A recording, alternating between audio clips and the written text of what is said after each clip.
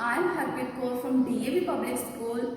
In this video session of class 12, I am going to teach you the chapter Deep Water, that is in your book Flamingo, chapter 3rd. And firstly, I am going to tell you about the author. The author William Douglas, born in Maine, and after graduating a Bachelor of Arts in English and Economics, he spent 2 years in teaching. After that, he got fed up from teaching and he started legal career. He met with Franklin D. Roosevelt at Yale and became an advisor and friend of him. Douglas was a leading advocate in individual rights and retired in 1975 with a term lasting 36 years and remains the longest serving justice in the history of the court. This chapter, Deep Water, is actually an excerpt from his book of Men and Mountains. So here he is, the writer wanted to tell that he was afraid from swimming and how he get overcome from his fear. It's a autobiography part of the selection is used to support his discussion of fear. So let's start this chapter. It had happened when I was 10 or 11 years old. When the writer was 10 and 11 years old, he decided to learn swimming.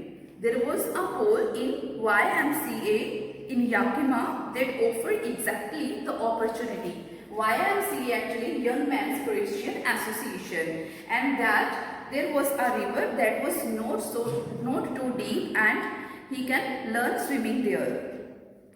It was only 2 or 3 feet deep at the shallow end, and while it was 9 feet deep at the other. The drop was gradual. Gradual means slow. I got a pair of water wings and went to the pools. I hated to walk naked into it. Why? Because his body was so skinny. He don't wanted to show his skinny body and he don't want to go there naked without clothes. But I subdued my pride and did it. But he had to control all this feeling and he had to go into the swimming. From the beginning, from the starting, however, he had an aversion to the water when he was in it. Means strong dislike. Firstly, he was disliked to go into the water. This started when he was 3 or 4 years old. An incident happened to him.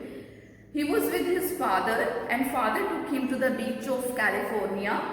He and his father stood together in the surf and he hung on to him, yet the waves knocked him down and swept over. He fell down and the water swept over him. He was buried in water, but there was terror in his heart and at the overpowering force of the waves. He could not control himself. He was about to drown in the river and that's why he got feared from the water. So my introduction to the YMCA swimming pool revived unpleasant memories. Revived means revived, regain life or restore to life. So introduction to YMCA swimming pool revived those unpleasant memories that had happened to him while he was his father. But in a little while I gathered confidence, I paddled with my new water wings, watching the other boys and trying to learn aping them. So I was watching the boys who were already swimming there and by copying them, by aping them, I learned to do swimming. I did this 2 or 3 times on different days and was just beginning to feel at ease the water when the misadventure happened. He was easily learning the swimming, but one day a mishappening happened to him. What was that? He went to the pool when no one else was there. He was only one there.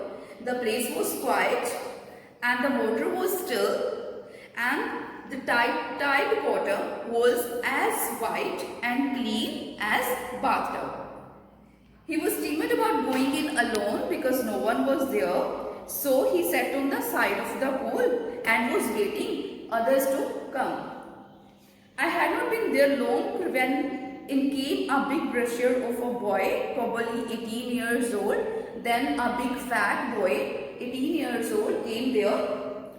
He was a thick hair on his chest and he was beautiful physical specimen and with legs and arms that showed rippling muscles. He was a very strong boy. He yelled, "Hi Skinny." Skinny means high, thin person, and how would you like to be dubbed? And then he threw him down. With that he picked me up, usko uthaya, picked him and tossed into the deep water. I landed in the sitting position, swallowed water and went at once to the bottom. I was frightened, but not yet frightened out of my wits. I have some mind and I was conscious by my mind, and although I was frightened, on the way down I planned that when my feet hit the bottom, I would make a jump and came to the surface and lie flat on it, and then paddling to the edge to the pool, and then I can save myself. It seemed a long way down. Those 9 feet were more like 90, and before I touched the bottom, my lungs were ready to burst. He got tired by doing so. He was thinking, he was making a plan how to come up, but he was tired. But when my feet hit bottom, I stumbled, I gathered all my strength and made what I thought was great spring upward. I imagined I would go to the surface like a cork, like that I would come out from the surface. But instead, when I tried, I came up slowly, not with that motion that I was expecting. I opened my eyes and saw nothing but water. Water that has dirty yellow tingy to it. Tingy means light water.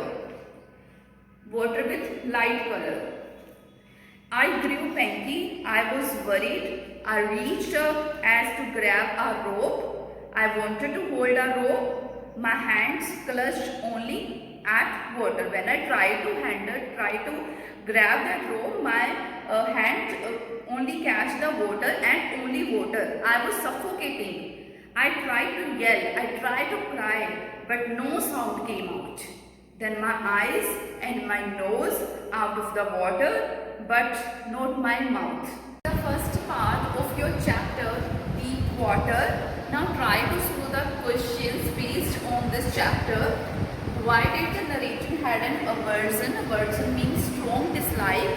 Why did the narrator had a strong dislike to the water? And the second question is, how old was the narrator when he decided to learn swim? And the third question is, why did the narrator want to learn swimming at YMCA pool? Try to solve this question. Thank you. Have a nice day.